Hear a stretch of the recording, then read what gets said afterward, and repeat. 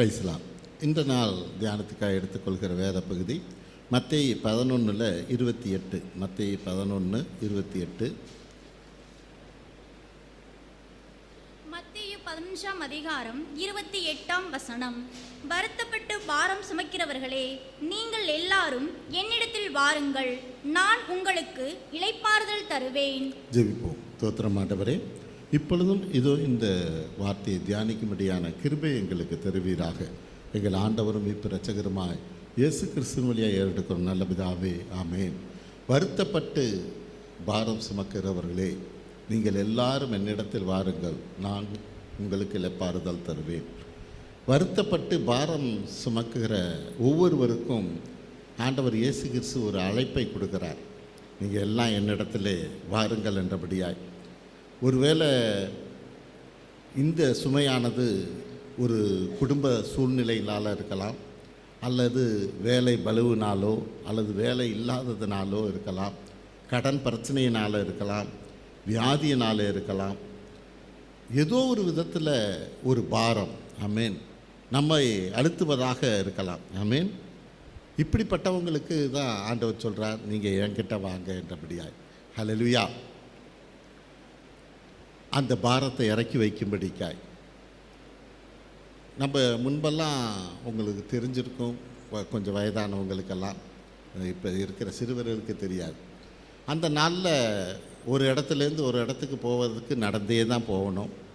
அப்படி நடந்து போகிற போது பார்த்திங்கன்னா, ஒரு பெரிய சுமையை மூட்டையோ அல்லது பெரிய வெயிட்டை தூக்கிட்டு போகிறவங்களுக்கெல்லாம் ரோட்டு ஓரத்தில் கொஞ்சம் தூரத்தில் பார்த்திங்கன்னா ஒவ்வொரு இடத்துலையும் ஒரு சுமதாங்கின்னு வச்சுருப்பாங்க.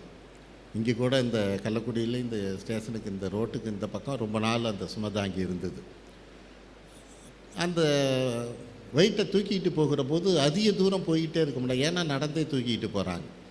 அப்போ இளைப்பாறுவதற்காக இந்த வெயிட்டை அந்த சுமதாங்கி மேலே வைப்பதற்காக அந்த சுமதாங்கியும் பார்த்திங்கன்னா நல்லா ஹைட்டாக வச்சுருப்பாங்க. கீழாக உட்கார்ற லெவல் இருக்காது, தலை லெவலுக்கு இருக்கும். அப்படியே இறக்கி வச்சு, ஏன்னா திரும்ப இன்னொருத்தரை தூக்கி விடுறதுக்கு ஆளை பார்த்துக்கிட்டு இருக்கக்கூடாது. அதுக்காக அந்த லெவல் பார்த்திங்கன்னா ஹைட்டாக வச்சுருப்பாங்க.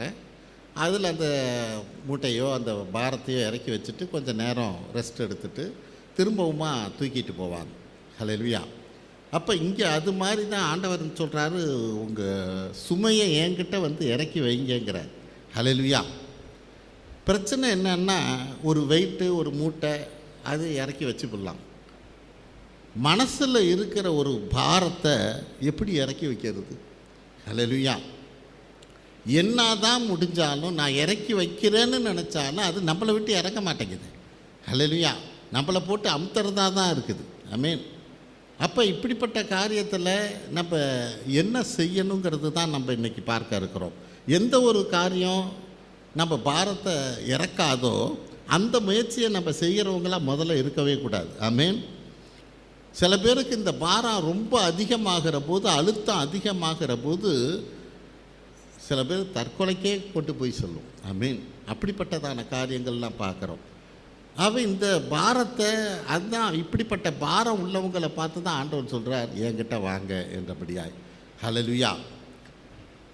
அப்போ இன்றைக்கி நம்ம என்ன காரியம் நம்மளுடைய பாரத்தை இறக்காதுங்கிறதையும் முதல்ல நம்ம தெரிஞ்சுக்கணும். ஆமீன். அப்போ முதல் காரியம் என்னென்னா, பதட்டம் பாரத்தை குறைக்காது. ஹல்லேலூயா.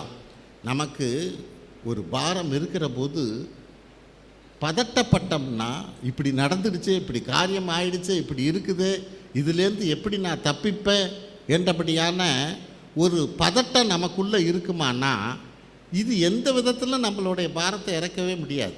ஹல்லேலூயா. இந்த பதட்டத்தினால பாரம் குறைஞ்சி போகுமா? ஆமேன். இது எந்த விதத்துலையும் குறையாது. ஹல்லேலூயா. அப்போ அந்த பாரம் இருக்கிற நேரத்தில் பதட்டப்படக்கூடாது. ஆண்டவர்கிட்ட நம்ம ஜெபிக்கிறவங்களாக இருக்கணும். ஆமீன். பதட்டம் எந்த விதத்துலையும் நம்ம பாரத்தை குறைக்காது. ஒரு இராணுவ டீம் ஒரு டூர் போகிறாங்க. அதில் நல்ல ஒரு கேப்டனுக்கு மேலே நல்ல ஒரு பொசிஷனில் இருக்கிற இராணுவ அதிகாரியும் அந்த கும்பலோடு போகிறார். போகிற இடத்துல அவங்க போட்டில் பயணமாகறாங்க. அப்போ போட்டில் போகிற போது திடீர்னு பார்த்தீங்கன்னா அந்த போட்டு கவிழ்கிற சூழ்நிலைக்கு வந்துடுது. அப்போ இராணுவ வீரர்கள்லாம் மற்றவங்கெல்லாம் என்ன பண்ணுறாங்க, டக்கு டக்குன்னு ஷூவெல்லாம் அவுத்துட்டு வந்து தண்ணியில் எப்படியாவது குதித்து நீந்திடலாம் அப்படிங்கிறதுக்கு அவங்க தங்களை தயார்படுத்துகிறாங்க. ஆனால் இந்த அதிகாரியோ கொஞ்சமும் பதட்டப்படலை, அவர் பாட்டே உக்காந்துருக்கிறார்.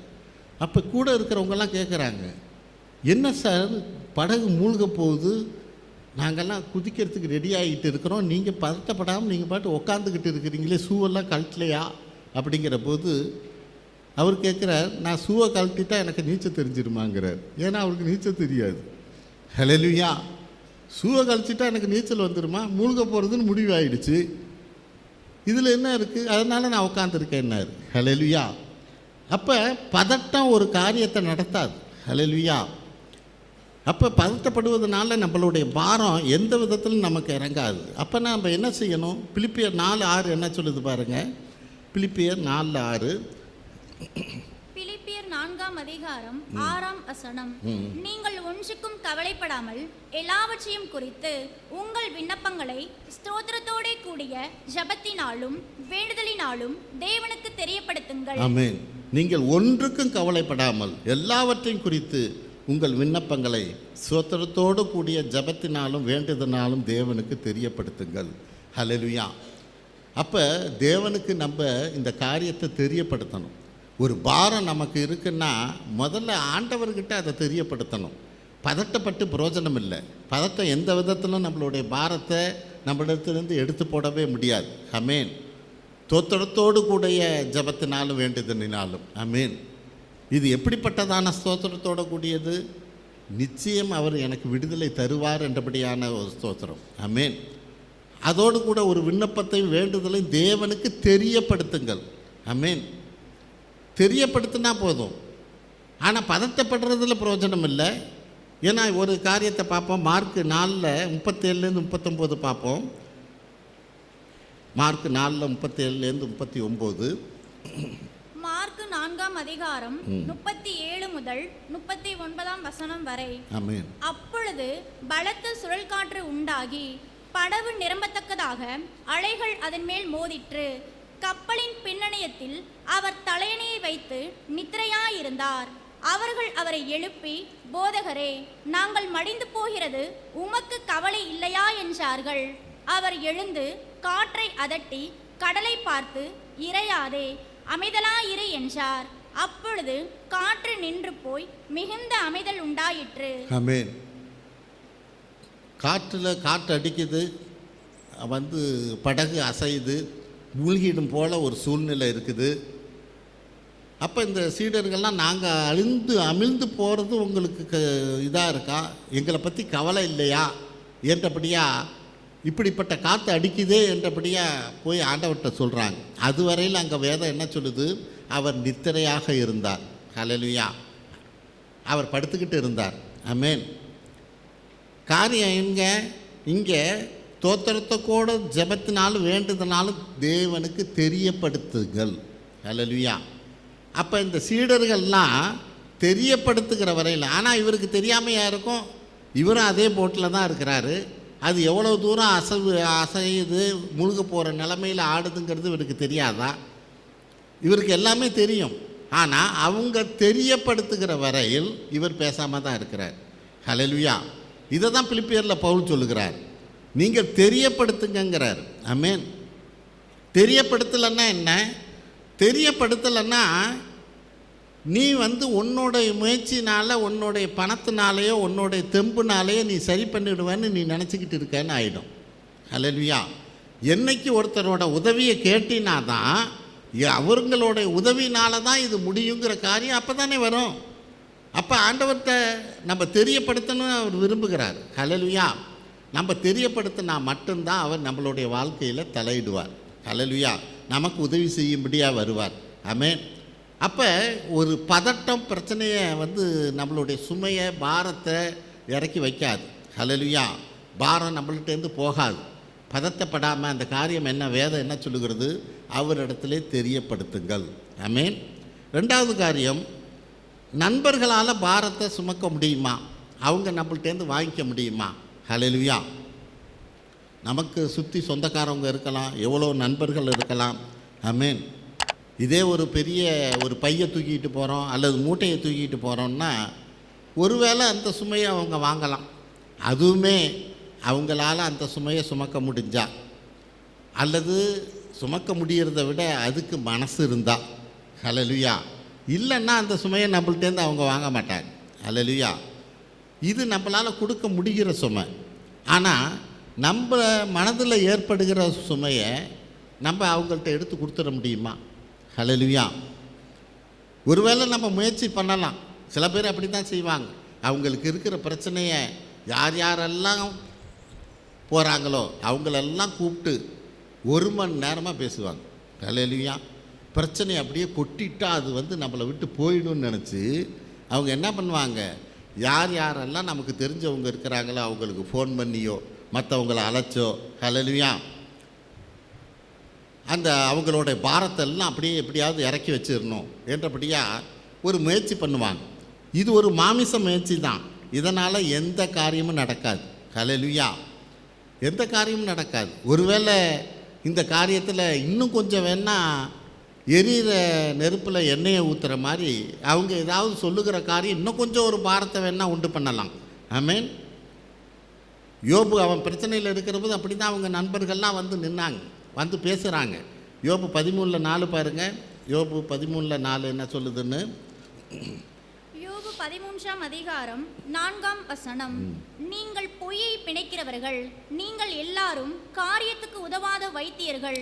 நீங்கள் எல்லாம் காரியத்துக்கு உதவாத வைத்தியர்கள்ங்கிறான். ஆமென். நீ இப்படி இருக்கலாம், அப்படி பண்ணலாம், நீ வேணால் நல்லா சொல்லலாம்.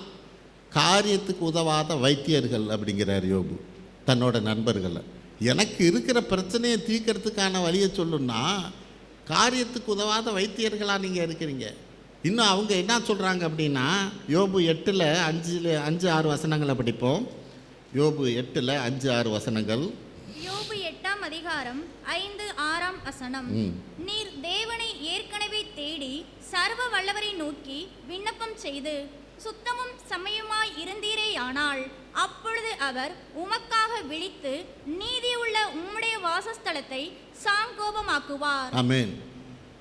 பாரம் எனக்கு இருக்குது, பிரச்சனை எனக்கு இருக்குது என்றபடியா யோபு சொல்கிற போது அவன் ஃப்ரெண்ட்ஸ் எல்லாம் என்ன சொல்கிறாங்க அப்படின்னா, நண்பர்கள்லாம், நீ தேவனை ஏற்கனவே தேடி சர்வ வல்லவரை நோக்கி விண்ணப்பம் செஞ்சுருந்தீனா, ஹல்லேலூயா, ஏற்கனவே ஆண்டவரை தேடுற காரியத்தில் நீ ஒழுங்காக நடந்துருந்தீன்னா இப்படி ஆயிருக்குமா? பிரச்சனை என்னன்னா, இப்படி ஆனதுக்கு என்னடா சொல்யூஷன் சொல்லுங்கடான்னா, நீ ஏற்கனவே தேடி இருந்தீங்கன்னா இப்படி ஆயிருக்குமான்னா அது முடிஞ்ச காரியம். ஹல்லேலூயா. ஏற்கனவே நான் தேடாதது தான் அல்லது நான் செஞ்ச ஒரு தப்பு தான், அதுதான் எனக்கு இப்போ பிரச்சனையாக நிற்கிது, அந்த பாரம் தான் எனக்கு இருக்குதுங்கிறது நல்லாவே எனக்கும் தெரியுது. ஆமென். எனக்கு இப்போ இருக்கிற பிரச்சனை இல்லை, பாரத்துலேருந்து எனக்கு விடுதலை கொடுங்கன்னா நீ ஏற்கனவே ஒழுங்காக ஆண்டவரை தேடி இருந்தால் நடந்திருக்காது இல்லை அப்படின்னா இது என்னத்துக்கு பிரயோஜனம்? இதை தான் அவன் சொல்கிறான், நீங்கள் எல்லாம் காரியத்துக்கு உதவாத வைத்தியர்கள்ங்கிறான். ஹல்லேலூயா. இப்போ இருக்கிற பிரச்சனைக்கு சொல்லு. அடுத்தது அவர் என்ன சொல்கிறார், சுத்தமும் செம்மையுமாய் இருந்தீரே ஆனால் அப்பொழுது அவர் உமக்கு விழித்து நீதி உள்ள உம்முடைய வாசஸ்தலத்தை சங்கோபகம் ஆக்குவார். ஆமென். நீ நடக்கிறது சரியாக நடந்திருந்தீன்னா அவர் ஒன்று ஆசீர்வதிச்சிருப்பார். இதெல்லாம் காரியத்துக்கு உதவுமா? இன்றைக்கி எனக்கு இருக்கிற பிரச்சனையை தீர்க்கறதுக்கு வழி சொல்லுங்க அப்படின்னா, ஆமென், இதை தான் நான் முன்பே சொன்னேன்.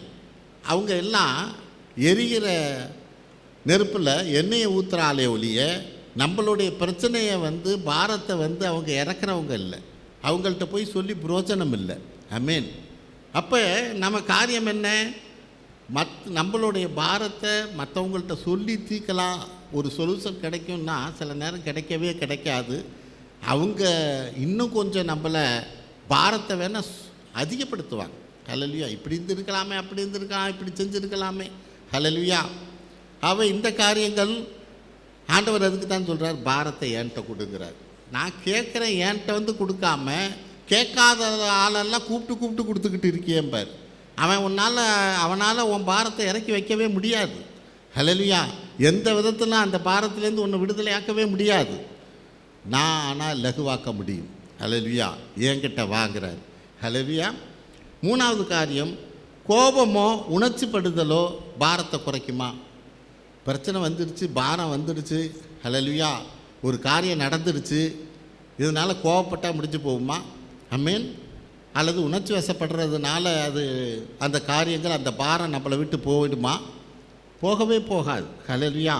ஆதியாகமம் 25 29 32 ஏசா யாக்கோப்பு காரியங்களை படிப்போம். ஆதியாகமம் 25ஆம் அதிகாரம் 29 முதல் 30ஆம் வசனம் வரை. 32 வரையிலும் படிங்க. 32 வரை. ஒரு நாள் ஏசா வெளியிலிருந்து களைத்து வந்தபோது யாக்கோபு கூழ் சமைத்துக் கொண்டிருந்தான். அப்பொழுது ஏசா யாக்கோபை நோக்கி, அந்த சிவப்பான கூழிலே நான் சாப்பிட கொஞ்சம் தா, இளைத்திருக்கிறேன் என்றான். இதனாலே அவனுக்கு ஏதோம் என்கிற பேர் உண்டாயிற்று. அப்பொழுது யாக்கோபு, உன் சேஷபுத்திர பாகத்தை இன்று எனக்கு விற்று போடு என்றான். அதற்கு ஏசா, இதோ நான் சாக போகிறேனே, இந்த சேஷ்டபுத்திர பாகம் எனக்கு என்னத்திற்கு என்றான். ஆமென். உணர்ச்சி வசப்படுகிற போது அவன் சொல்கிறான், அந்த சேஷ்டபுத்திர பாகங்கிறது தேவனால் கொடுக்குற ஒரு ஆசீர்வாதம் எவ்வளவு மேன்மையானதுங்கிறதையே அவன் உணராமல் போனான். ஆமென். இந்த சேஷ்டபுத்திர பாகம் எனக்கு என்னத்திற்கு? ஹல்லேலூயா. எனக்கு அந்த கூலை கொடு. கொஞ்ச நேரம் பொறுத்திருக்க முடியாத ஒரு சூழ்நிலை. ஆமென். அப்போ இந்த பாரங்கள் அப்படிங்கிற காரியத்தில் நம்ம உணர்ச்சி வசப்படுறதுனால இந்த பாரங்கள் குறைஞ்சி போகவே போகாது. ஆமென். இன்னும் சங்கீதம் 106 32 படிப்போம். சங்கீதம் 106 32 மோசேயை குறித்ததான காரியம். சங்கீதம் 106 32ஆம் வசனம். ஆமென். மேரிபாவின் தண்ணீர்களிடத்திலும் அவருக்கு கடும் கோபம் ஊட்டினார்கள். அவர்கள் நிமித்தம் மோசேய்க்கும் பொல்லாப்பு வந்தது. அவர்கள் நிமித்தம் மோசேய்க்கு பொல்லாப்பு வந்தது. எதனால்? தண்ணி கிடைக்கலன்னு இவங்க எல்லாம் கத்துற போது இவன் என்ன பண்ணுறான்? கோவப்பட்டு பேசுங்கிற இடத்துல அந்த கல்லை 2 முறை அடிக்கிறார். ஆமென். இது தேவனுடைய பார்வையில் அது பொல்லாப்பாக மாறுது. நீ கானானுக்கு போக மாட்டேங்கிறார். ஆமென். அப்போ காரியம் என்ன? ஒரு கோபமோ உணர்ச்சி வசப்படுதலோ நம்மளுடைய பாரத்தை குறைக்காது. இன்னும் ஒரு வேளை அந்த நேரத்தில் அந்த உணர்ச்சி வசப்படுகிறதுனால நம்ம செய்கிற ஒரு காரியம் ஒரு பெரிய இழப்பாக கூட மாறலாம். ஆமென். நம்முடைய வாழ்க்கையில் ஒரு பெரிய இழப்பாக, எப்படி அவன் சேஷ புஸ்தபாகத்தை இழந்து போனானோ, எப்படி மோசே கானானுக்குள்ளே போகிற ஒரு பெரிய ஸ்லாக்கியத்தை பாக்கியத்தை அவன் இழந்து போனானோ. ஹல்லேலூயா. அப்போ நமக்கு பாரம் இருக்கலாம், பிரச்சனைகள் இருக்கலாம், நெருக்கங்கள் இருக்கலாம். நான் அந்த நேரத்தில் எப்படி நடத்துக்கிறேன்? ஹல்லேலூயா. ஒரு வார்த்தை, நான் பேசுகிற ஒரு வார்த்தையினால் இன்னொருத்தரை புண்படுத்துகிற ஒரு காரியத்தில் ஆமென் கோவப்படுறேன். ஏன்னா உணர்ச்சி வசப்பட்டு நான் சொல்லுகிற ஒரு வார்த்தை அவங்களுக்கு வாழ்நாளெல்லாம் தானே மறக்க முடியாததாகும். ஒருவேளை வெளியில் சொல்லாமல் இருக்கலாம். ஹல்லேலூயா. ஒருவேளை வெளியில் அவங்க சொல்லாமல் இருக்கலாம். அந்த பாதிப்பு தேவன் பார்க்கிறவராக இருக்கிறார். அதை தான் மறந்து போகக்கூடாது. ஆமென். தேவன் அதை கவனிக்கிறவராக இருக்கிறார். நம்ம மன்னிக்கிறவங்களாக கூட இருக்கலாம். ஹல்லேலூயா. மோசேக்கிட்ட தான், மோசேயோட அக்கா தான், மோசேயை குழந்தையாக இருக்கிறப்ப காப்பாற்றினவ இவ தான். ஆமென். ஆனாலும் உங்ககிட்ட மட்டும்தான் தேவன் இருக்கிறாரான்னு கேட்ட கேள்வி தேவனுக்கு பிடிக்கல. ஹல்லேலூயா. கர்த்தருக்கு பிடிக்கல. ஹல்லேலூயா. நீ எப்படி மோசேயை இந்த வார்த்தை சொல்லுவ? ஆமென். அதுவரையில் அவளோட கூடயும் ஆண்டவர் இருக்கிறார். அதுக்கு முன்னாடி பார்த்தீங்கன்னா பரிசுத்த ஆவியினால் நிரம்பி பாட்டு பாடுகிறவர்களாக இருக்கிறார். யார்? மிரியாம், மோசேயோட அக்கா. ஹல்லேலூயா. ஆனாலும் அவள் கேட்ட ஒரு கேள்வி, இத்தனைக்கு மோசே பரிந்து பேசுகிறார். இல்லை, அவளை ஒன்றும் பண்ணாதீங்க, அவளை மன்னிங்க என்றபடியாய் கர்த்தரிடத்தில் அவன் பரிந்து பேசுகிறவனாக இருக்கிறான். ஆனால் கர்த்தர் விடுறதா இல்லை. ஹல்லேலூயா. அதுக்கு நான் தண்டனை கொடுப்பேங்கிறார். ஆமென். கோவப்படுறதுனால, உணர்ச்சி வசப்படுகிறபடினால நம்மளுடைய பாரம் இறங்கவே இறங்காது. ஹல்லேலூயா. நம்ம பாரத்தை இறக்கி வைக்க முடியாது. அந்த நேரத்தில் நம்ம நடக்கிற ஒரு காரியத்தினால நம்ம இன்னும் கொஞ்சம் பாரம் அதிகமாகலாம். நமக்கு ஒரு இழப்புகள் ஏற்படலாம். ஆமென். ஆகவே நம்ம பாரத்தை கோவப்படுறதுனால நம்மள்ட்ட இருக்கிறத மற்றவங்கள்ட்ட இறக்கி வைக்க முடியாது. ஆமென். 4வது, அன்பும் பரிவும் பாரத்தை குறைக்குமா? அவங்க ரொம்ப பிரச்சனையில் இருக்கிறாங்க, நெருக்கத்தில் இருக்கிறாங்க. ஆமென். நம்ம அன்பு செய்கிறது நம்ம கடமை தான். ஹல்லேலூயா. இல்லை பிரதர், இல்லை சிஸ்டர், இந்த பிரச்சனையெல்லாம் ஆண்டவர் பார்ப்பார், உங்களை விடுதலையாக்குவார் என்றபடியாகவோ அல்லது அவங்களுக்கு வேண்டிய உதவியோ ஆமென் நம்ம செய்யறது நம்ம கடமை, நம்ம பக்கம் இருக்கிற ஒரு காரியம். ஆனால் இந்த அன்பு செய்கிறதுனால, ஒருத்தர் நம்மளை அன்பு செய்கிறதுனால எனக்குள்ளே இருக்கிற பாரத்தை நான் இறக்கி வைக்க முடியுமா அப்படின்னா முடியாது. ஹல்லேலூயா. அவங்க அன்பு செய்கிறவங்க தான். எங்கே பார்ப்போம்?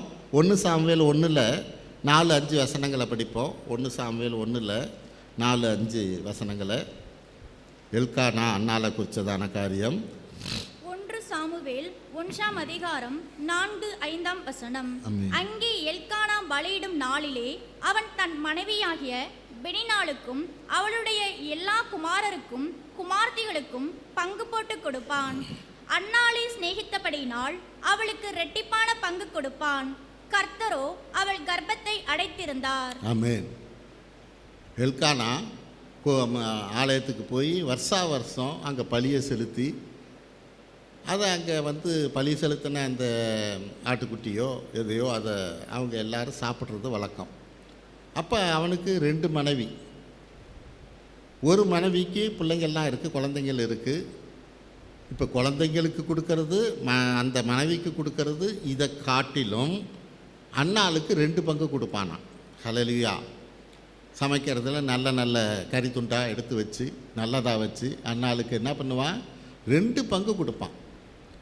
ஆனாலும் அவளுக்கு அந்த இவ்வளோ அன்பு காண்பிக்கிறானே, தன்னுடைய கணவன் அந்த முன்னால் இருக்கிற அந்த மனைவியோ பிள்ளைங்களோ நேசிக்காதபடி அவங்கள விட நம்மளை நேசிக்கிறான். 2 பங்கு நமக்கு கொடுக்குறாரே என்றபடியாய், அன்பு காண்பிக்கிறாரே என்றபடியாய், இந்த காரியமெல்லாம் அவளுக்கு ஒரு சமாதானத்தை கொடுப்பதாக இல்லை. அவள் இருதயத்தில் இருக்கிற பாரத்தை குறைக்கிறதாவே இல்லை. 7வது வசனம் படிங்க. 7வது வசனத்திலே அந்த கடைசி வரியை படிங்க. அல்லது 1 சாமுவேல் 1ஆம் அதிகாரம் 7ஆம் வசனம். அப்பொழுது அவள் சாப்பிடாமல் அழுது கொண்டிருப்பாள். ஆமென். 2 பங்கு கொடுத்தோம். அங்கே வசனம் என்ன சொல்ல? அப்பொழுதும் அவள் சாப்பிடாமல் அழுது கொண்டே இருப்பாள். ஏன்னா அவளோட பாரத்தை இறக்கி வைக்க முடியல. எனக்கு குழந்தை இல்லையேங்கிற பாரம். ஹல்லேலூயா. கணவன் நல்லா அன்பு செய்கிறவனாக தான் இருக்கிறார். ஆமென். இன்னும் அவர் என்ன சொல்வார்? 8வது வசனத்தை படிங்க. 8வது வசனம். அவள் புருஷனாகிய எல்கானா அவளை பார்த்து, அன்னாளே, ஏன் அழுகிறாய்? ஏன் சாப்பிடாதிருக்கிறாய்? ஏன் சஞ்சலப்படுகிறாய்? 10 குமாரரை பார்க்கிலும் நான் உனக்கு அதிகம் அல்லவா என்றான். ஆமென். 10 பிள்ளைங்க இருந்தாலும் அதை விட நான் அதிகம் நான் இல்லையா? நான் உன்னை அன்பு செய்யலையா? உனக்கு வேண்டியதை நான் செய்யலையா? ஏன் இன்னும் அழுதுகிட்டே இருக்கிற? உனக்கு 2 பங்கு நான் கொடுத்தேனே என்றபடியா எல்கானா கேட்குறார். ஆனாலும் அவளால் அதுலேருந்து மீண்டு வர முடியல. ஹல்லேலூயா. ஏன்? அந்த பாரத்தை ஒருத்தர் அன்பு செய்கிறதுனால, நமக்கு அன்பு காட்டுவதுனாலோ, நமக்கு வேண்டிய சவரச்சனைகள் எல்லாம் செய்வதனாலோ நம்ம பாரத்தை இறக்கி வைக்கவே முடியாது. ஆமென். இறக்கி வைக்கவே முடியாது. ஆனால் தான் அதை சொல்கிறார், நீ என்கிட்ட வா, நான் மட்டும்தான் உன் பாரத்தை இறக்கி வைக்க முடியும். ஆமென். நான் மட்டும்தான் உனக்கு ஆசீர்வாதத்தை தர முடியும்.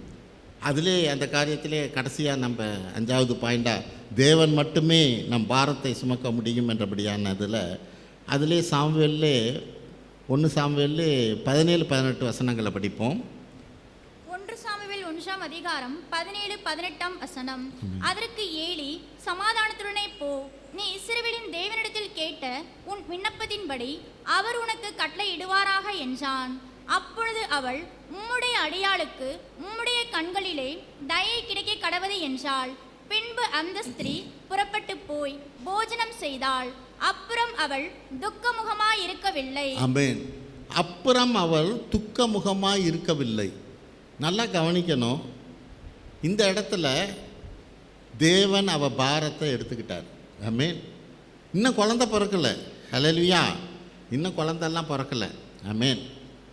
இப்போ அவன் ஏலி ஒரு வார்த்தை சொல்கிறான், தேவன் உன் வார்த்தை உன்னோட ஜெபத்தை கேட்பார் என்றபடியா, தேவன் உன்னை ஆசீர்வதிப்பார் என்றபடியாக அவ்வளோதான் அவர் ஏலி சொல்கிறார்.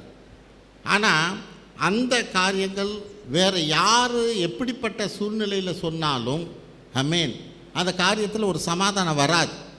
இது தேவனுடைய வார்த்தையாக தேவ மனுஷனுக்கிட்டேந்து வருகிற போது அந்த வார்த்தை என்ன பண்ணுச்சு, அடுத்த செகண்டு அவளுக்குள்ளே இருக்கிற பாரத்தை எல்லாம் தூக்கி போட்டுடுச்சு. அதுக்கப்புறம் அவள் துக்க முகமாக இல்லை. இதுதான் ரேமா வார்த்தை. ஆமென். இதுதான் ரேமாங்கிறது, தேவனுடைய வல்லமைங்கிறது. ஹல்லேலூயா. தேவனுக்கிட்டேருந்து வருகிற வார்த்தை. ஆமென். அந்த வார்த்தை வந்தால் தான் அந்த வார்த்தை நம்மளுடைய பாரத்தை எல்லாம் எடுத்து போட முடியும். ஹல்லேலூயா. நானும் பலமுறை உங்களுக்கு சொல்லியிருக்கேன், இப்போயும் அதை தான் சொல்கிறேன். நான் நடத்துகிற போதெல்லாம் அதுதான் காரியம். இது எப்படி என்னால் செய்ய முடியும்? அவ்வளோ பேருக்கு ஒரு 100 ரூபா ஃபீஸை வாங்கிட்டு நான் எல்லாத்துக்கும் எப்படி சாப்பாடு கொடுக்க முடியும்? ஹல்லேலூயா. இது முடியுமா? அப்படிங்கிற போது ஒரு கடைக்கு போகிறப்ப அந்த வார்த்தை இருந்தது தான், God will supply all your needs. தேவன் உன் தேவைகளை சந்திப்பார். அந்த பாரம் அடுத்த செகண்டு போயிடுச்சு. ஹல்லேலூயா. இன்ன வரைக்கும் 119 பேட்ச் நடத்திட்டோம். ஆமென். அப்போ தேவன் மட்டும்தான் நம்மளுடைய பாரத்தை எடுத்து போடவே முடியும். ஹல்லேலூயா. நம்மளுடைய எப்படிப்பட்டதான முயற்சியுமே முடியாது. நம்ம என்ன காரியத்தை பார்த்தோம்? ஆமென். ஒரு பாரம் இருக்கிறதுனால, பதட்டப்படுவதனால நம்மளுடைய பாரம் குறையாது. ஹல்லேலூயா. இன்னும் வேணால் பாரம் அதிகமாகலாம். ஆமென். நண்பர்கள்ட்ட சொல்வதனால அவங்க நமக்கு ஆறுதல் படுத்துவாங்க, தேறுதல் படுத்துவாங்க. அப்படின்னா ஒருவேளை அவங்க சொல்கிற வார்த்தை நம்மளை குற்றப்படுத்துவதாக தான் போய் நிற்கும். அதை தான் அவன் அங்கே யோபோட நண்பர்லாம் சொல்கிறாங்க, நீ ஒழுங்காக நீ நடந்திருந்தீங்கன்னா ஏற்கனவே தேவனை தேடி இருந்தால் அப்படி நடந்திருக்குமா? இப்போ நடந்ததுக்கு என்னையா? பாரத்தை குறைக்கிறதுக்கு நான் உன்கிட்ட கேட்டால் ஏற்கனவே நடந்திருந்தா. ஆமீன். இப்படி தான் மற்றவங்களுடைய ஆலோசனை இருக்கும். ஆமீன். மற்றவங்க நம்மளுடைய பாரத்தை குறைக்க முடியாது. அடுத்தது கோவப்படுவதனால, உணர்ச்சிப்படுவதனால நம்மளுடைய பாரத்தை குறைக்க முடியாது. உணர்ச்சி வசப்படுகிறதுனால ஏசா தன்னோட சேஷ்டபுத்திர பாகத்தை தான் இழந்து போனான். அங்கே மோசே கானானுக்குள்ளே போகிற காரியத்தை இழந்து போனார். ஹல்லேலூயா. அப்போ பாரம் அங்கே வந்து வர்ற பிரச்சனைன்னு பாரம், கோபமோ நம்மளோட உணர்ச்சி படுகிறதுனால குறையாது, நம்மள்டேருந்து எடுத்து போட முடியாது. அடுத்தது அன்புவோ பரிவோ, மற்றவங்க எவ்வளவோ அன்பு செய்யலாம். ஆமேன். எல்லா காரியத்தையும் செய்யலாம். ஆனால் எனக்குள்ளே இருக்கிற ஒரு ஏக்கத்தை, பாரத்தை அவங்களால எடுத்து போட முடியுமா அப்படின்னா முடியவே முடியாது. ஹல்லேலூயா. அது கர்த்தர் மட்டும்தான் முடியும். அதுக்காக தான் ஆண்டவர் சொல்கிறார், சுமை சுமந்து சோர்ந்து இருக்கிறவங்களே, பாரம் சுமக்கிறவர்களே என்னிடத்தில் வாருங்கள் என்றபடியாக அழைக்கிறார். ஹல்லேலூயா. 1 பேதுரு 5:7 பாருங்கள். 1 பேதுரு 5:7. 1 பேதுரு 5ஆம் அதிகாரம் 7ஆம் வசனம். அவர் உங்களை விசாரிக்கிறவர் ஆனபடியால் உங்கள் கவலைகளை எல்லாம் அவர் மேல் வைத்து விடுங்கள். ஆமென். அவர் உங்களை விசாரிக்கிறவரானபடினால் உங்கள் கவலை எல்லாம் அவர் மேல் வைத்து விடுங்கள். ஹல்லேலூயா. நம்ம தோத்துறதோடு கூட ஜபத்தினால வேண்டுதனால அவருக்கு தெரியப்படுத்தினா போதும்னு பவுல் சொல்லுகிறார். ஹல்லேலூயா. இங்கே பேதுரு சொல்லுகிறார், அப்படியாய் நம்மளை கவலையெல்லாம் அவர் மேலே வைத்து விடுங்கள் என்றபடியாய். ஆமென். அந்த வைத்து விடுங்கள் என்கிற காரியத்தில் இங்கே அன்னாலை போல அதுக்கப்புறம் நமக்குள்ள ஒரு சந்தோஷம் இருக்கணும். ஆமென். அது நிச்சயமாக தேவன் அந்த காரியத்தை நம்மளிடத்திலிருந்து எடுத்து போட வல்லவராக இருக்கிறார். எபேசியர் 3:20-21 படிப்போம். எபேசியர் 3ஆம் அதிகாரம் 20-21 வசனம். நாம் வேண்டிக் கொள்வதற்கும் நினைக்கிறதற்கும் மிகவும் அதிகமாய் நமக்குள்ளே கிரியை செய்கிற வல்லமையின்படியே நமக்கு செய்ய வல்லவராயிருக்கிற அவருக்கு சபையிலே கிறிஸ்து இயேசுவின் மூலமாய் தலைமுறை தலைமுறைக்கும் சதா காலங்களிலும் மகிமை உண்டாவதாக. ஆமென். நாம் வேண்டிக் கொள்கிறதற்கும் நினைப்பதற்கும் மிகவும் அதிகமாய் நமக்குள்ளே கிரியை செய்வார். ஹல்லேலூயா. நமக்குள்ள கிரியை செய்வார். ஆமென். நம்ம நினச்சி பார்க்க முடியாதபடி, ஹல்லேலூயா, வேண்டிக் கொள்வது நினைப்பதற்கு மேலாக நம்மளுடைய பாரத்தை அவர் எடுத்து போட வல்லவராக இருக்கிறார். ஆமென். அவர் கிரியை செய்ய வல்லையின்படியே நமக்கு செய்ய வல்லவராக அவருக்கு சபையிலே கிறிஸ்து இயேசுவின் மூலமாய் தலைமுறை தலைமுறைக்கும் சதா காலங்களும் மகிமை உண்டாவதாக. அன்னைக்கு நேற்று செஞ்சவர் இல்லை, சீசர்களுக்கு மட்டும் செஞ்சவர் இல்லை, சதா காலமும் ஆமென் நம்மோடு கூட இருக்கிறவர். உலகம் முடியும் வரை நான் உங்களோடு கூட இருக்கிறேன் என்று சொன்னவர் வாக்கு மாறாதவராக இருக்கிறார். ஆமென். நம்மளுடைய பாரத்தை இந்த நாளில் அந்த ஆண்டவரிடத்தில் இறக்கி வைப்போம். ஆமென். அவர் நம்மளுக்கு எடுத்து போட வல்லவராக இருக்கிறார், நம்மளை விடுதலையாக்க வல்லவராக இருக்கிறார். விசுவாசத்தோடு ஆண்டவர்கிட்ட போவோம். உலகத்தை பார்க்க வேண்டாம், நண்பர்களையோ மற்றவர்களையோ இவங்க இப்படி செய்வாங்க அப்படி செய்வாங்க என்றபடியாய் எதிர்பார்க்காதபடி இன்னும் அதிகமாய் ஒருவேளை ஆண்டவர் இதை பார்க்கிறார் என்றபடியாக பார்த்து ஏன் செய்யலை என்றபடியாக நம்ம நினைக்கலாம். அதுக்கு தான் நம்ம அந்த சீடர்களை காரியத்தை பார்த்தோம். ஆமென். போட்டு அமிழத்தக்கதான காற்று அடிக்குது, ஆனால் அவர் நித்திரையாக தான் இருந்தார். போய் கூப்பிட்டா தான் அவர் தலையிடுவார், அவர்கிட்ட சொன்னாதான் ஆமென் அவங்க பாரத்தை எடுத்து போடுகிறவராக இருக்கிறார். ஹல்லேலூயா. பாரம் அவருக்கு போட்டு அசைவதோ புயல் காற்று அடிப்பதோ அவருக்கு தெரியாமல் இல்லை. உங்கள் வாழ்க்கையில் அடிக்கிற புயல் அவருக்கு தெரியும். ஆமென். ஆனால் நீ வாயை திறந்து ஆண்டவர்கிட்ட சொல்லணும், ஆண்டவரே எங்களால் ஒன்றும் முடியாது, நீங்கள் தான் இந்த பாரத்தை எனக்கு இறக்கி வைக்கணும் என்றபடியார் ஆண்டவரிடத்தில் ஜெபிப்போம், வேண்டுதல் செய்வோம். நாம் நினைப்பதற்கு வேண்டுவதற்கு மேலாக செய்கிற தேவன் நம்மோடு கூட இருக்கிறார். ஹல்லேலூயா. ஜெபிப்போம். ஸ்தோத்திரம் ஆண்டவரே, உம்மது எல்லையில்லா கிருபைக்காய் நாங்கள் நன்றி செலுத்துகிறோம் அப்பா. இப்பொழுதும் ஆண்டவரே உம்மது பிள்ளைகளுடைய பாரங்களை எல்லாம் நீர் அறிந்த தேவனாக இருக்கிறீர். ஆனாலும் இந்த வேளையிலும் ஆண்டவரே நாங்கள் உம்மிடத்திலே வந்து இதோ எங்களது பாரத்தை கொட்டும்படிக்காய், அந்நாளை போல எங்களது பாரத்தை எடுத்து வைக்கும்படிக்காய் நீர் விரும்புகிற தேவனாக இருக்கிறீர். இதோ இந்த நாளே வந்திருக்கிற உமது பிள்ளைகள் ஒவ்வொருவரும் இப்பொழுதும் ஆண்டவரே இதை கேட்கிற ஒவ்வொருவரும் தானே எங்கள் பாரத்தை உமது கரத்தில் ஒப்பு கொடுக்கிறோம் அப்பா. இதோ இந்த வேளையிலும் நீர் ஒருவரே இதை எடுத்து போட வல்லவராக இருக்கிறீர். ஒரு உன்னத வல்லமை கடந்து வர வேண்டுமாய் ஜெபிக்கிறோம். வானங்கள் திறக்கப்பட வேண்டுமாய் ஜெபிக்கிறோம். இது இவர்கள் என்ன பாரத்திலோடு இருக்கிறார்களோ அந்த பாரத்தை இந்த வேளையிலும் நீர் எடுத்து போட வல்லவராக இருக்கிறபடினாலே உம்மை தோத்தரிக்கிறோம், துதிக்கிறோம், உமக்கு நன்றி செலுத்துகிறோம். இப்பொழுதும் ஆண்டவரே அதே அந்நாளை போல அவர்கள் துக்கமுகமாய் இல்லாதபடியாய் ஆண்டவரே திரும்ப தேவன் உதவி செய்ய வேண்டுமாய் ஜெபிக்கிறோம். நீர் இந்த பாரத்தை எடுத்து போட்டீர் என்பதை நாங்கள் விசுவாசிக்கிறோம். நாங்கள் நினைப்பதற்கு வேண்டுவதற்கும் செய்கிற தேவனாக நீர் இந்த நாளிலும் எங்களோடு இருப்பதற்காய் நன்றி. ஆசீர்வதிப்பீராக. எங்கள் ஆண்டவரும் மீட்பர் இரட்சகருமாய் இயேசு கிறிஸ்துவின் வழியாக ஏறெடுக்கிறோம் நல்ல பிதாவே. ஆமென்.